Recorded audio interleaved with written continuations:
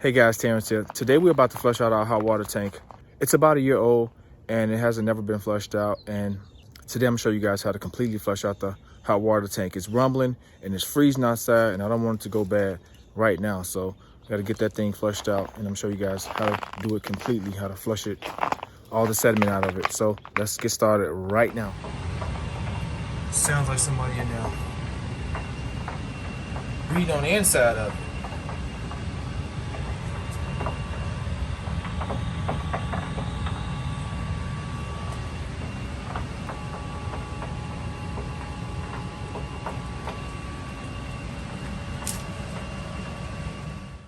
The most important thing you'll need for this job is an extension hose.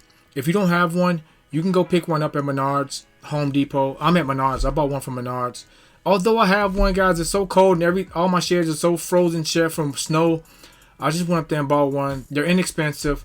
You can find them for $5.99, $9.99. The one I bought cost $9.99 because I opted to go for a little better quality. But the 10-foot hose that I first showed you guys, that cost $5.99, will do just fine for this job. But just one with a better hose, as you guys will see in a second. And the prices vary, but the most expensive is $9.99, and you can get a really good extension hose for that price. But the one I opted for is this one. It came with a stake that you can stick in the ground, and I don't need that. Just thought it was a great quality hose for $10. So this is the one I went with. Let's get to the job and get started. Okay guys, it's time for us to drain this water heater, guys. I'll stop the rumbling noise inside of it. I'll show you guys some things that I'll be using to do this job. I'll be draining here, guys. As you know, we just bought this. I got some polyurethane covered gloves I'll be using just in case I won't get scalded. I'm gonna shut it off here. This is the gas valve. I'm not gonna shut off at the gas valve because with this particular water heater, guys, I can just turn it off here and it'll shut the unit down. And if you want to shut the water off, here's my shut off valve. I'm not going to shut it off. I want to keep constant pressure because obviously there's a lot of sediment going on with this thing.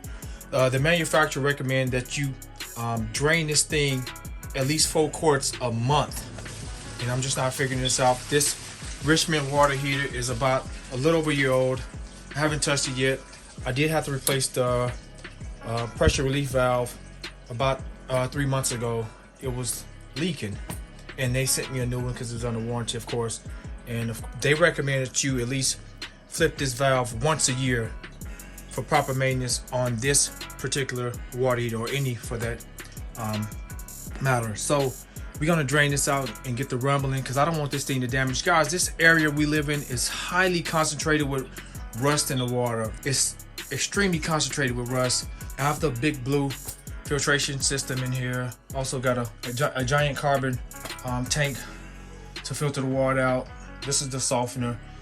I installed all this, guys. If you want to see all this installed, there's videos on my channel for this complete install. But despite all the filtration I got, guys, I may add some more big blue filters because the water here is so concentrated with rust. And our neighbor told me that she has gone through 3 water heaters within the last few years, and most likely due to the highly concentrated rust in this area. And we're going to see what's coming out this tank in particular right now because we're draining here, guys. And this is, we're going to come down from here, and we're going to, it's about maybe a little over 4 feet, maybe 5 feet. Got a 6 feet extension hole, which is fine. So I got this sheet, guys. Got one of my dumbbells, a brick. We're going to kind of create a strain, guys. We're gonna strain the water through this white sheet that I had, a throwaway sheet that I've been using for just as a drop cloth when I paint, to see what's coming out this tank. I'm curious, guys. I'm curious.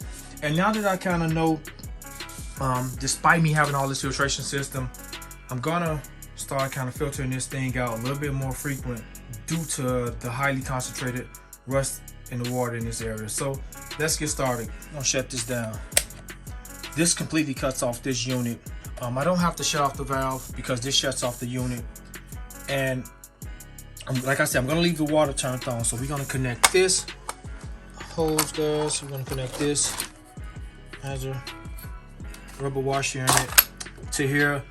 I'm gonna let it cool down just a little bit, but I wanted to do it when the water is fairly hot, and we're gonna keep cycling that water from the pressure through the line. We're gonna let the water just keep the pressure at full strength, so we can just cycle all the sediment out of this tank. So let me connect this hose, and let's get started. I got my filter set up, guys. Gonna strain that water through that sheet, and I got this connected. You can use some channel locks, but I hand tighten it with the gloves. Channel locks, you can tighten it up to make sure it's secure on there. We're gonna drain this water out and see what we get, guys.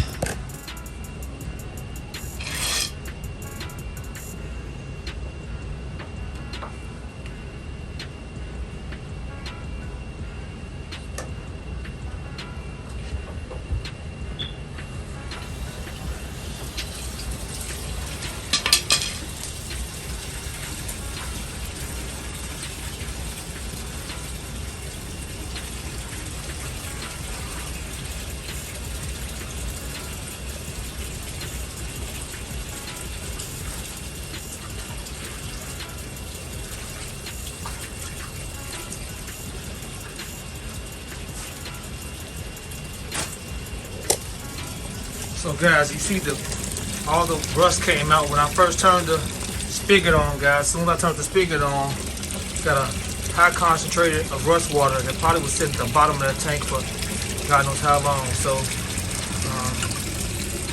water's pretty clear now. Gonna let it run for a little bit, drain it out. They don't take long, guys.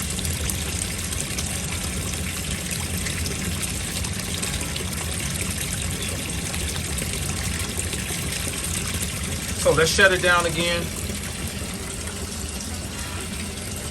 Let's shut it down again and let it fill back up. And then we're gonna do it one more time and see how the water looks.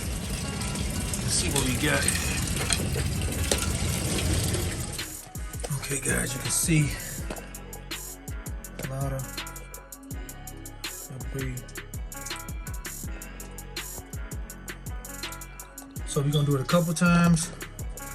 Let's see what we get. I'm about to open the drain up again.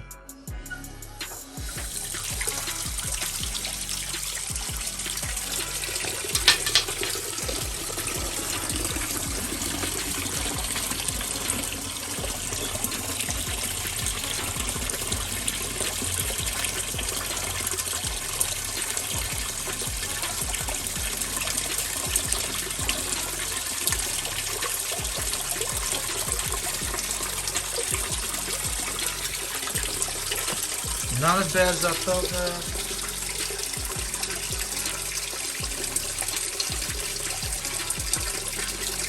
So let it run for a little longer. Keep that pressure.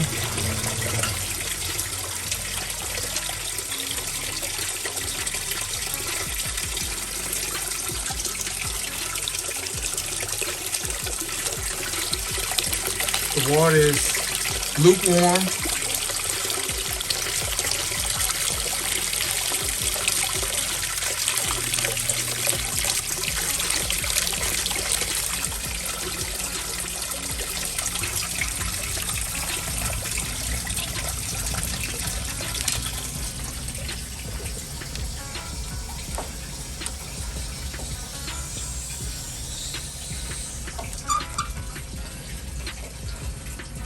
Guys, we're gonna shut it down.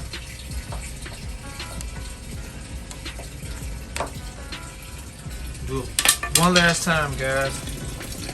I'm gonna go one more time, and that should be it.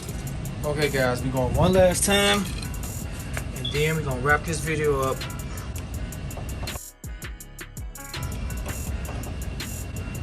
Let's see.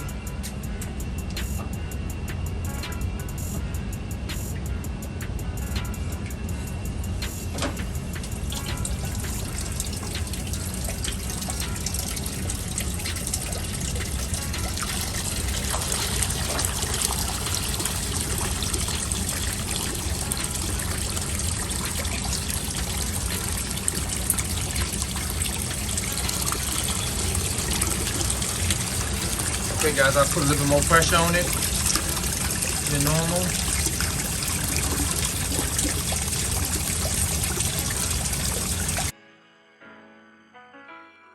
Okay guys, here's a quick tip guys. If you guys have a water softener and you're dealing with a high concentration of rust in the water guys, I highly recommend this Morton salt guys. This salt is amazing. I've been using it since we've been here for the last maybe year and something, and it has helped out tremendously guys. So highly recommend this product.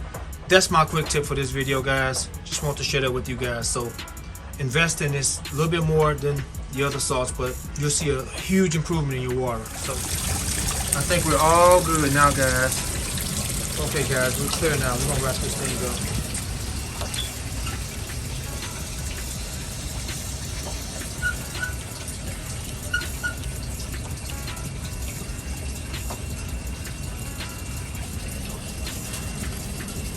We're gonna disconnect this, guys. We're pretty clear, guys. I'm gonna do this once every 3 months due to the high concentration and rust in this area guys. I'm gonna do it once every 3 months just to make sure it's okay. No more than once every 6 months guys. I'll do this. I'll make sure it's clean just to maintain the life of this. Who wants to spend money on a new water heater when you just gotta maintain the one we got? And this is a very very good unit. Very good unit guys. This thing is amazing and want to keep it maintenance guys. That's important. So I hope you found this video helpful guys. I'm gonna turn the power on back on guys, remove the hose, and we're all good. Hit the like button, hit that notification bell so you guys be notified when I upload new content. Terrence, I'm out.